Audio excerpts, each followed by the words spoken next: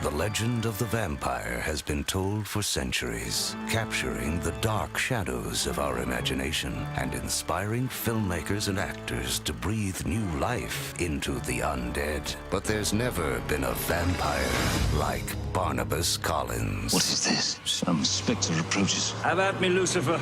My soul is prepared. I'd always been sort of attracted to horror films and things like that, even as a very young kid.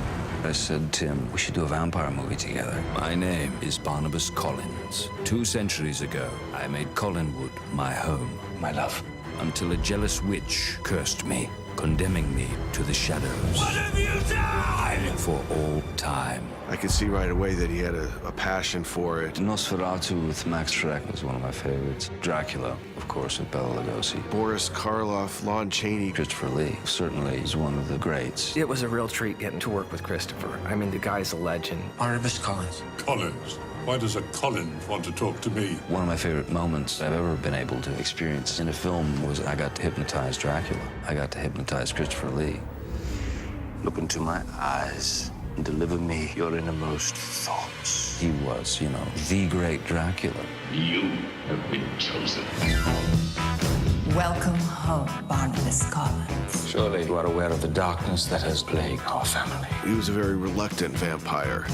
I am terribly sorry. I cannot imagine how thirsty I am. For Barnabas, everywhere I searched character-wise, I kept coming back to Jonathan Frid. He really did something beautiful with that character on the Dark Shadows series back in the 60s and early 70s. Have there been others like myself? No, you're the only one I've encountered. If you look closely during the ball, there's the original cast members from the show, including Jonathan Frid, the original Barnabas. They walk through the door as guests. Welcome to Collinwood.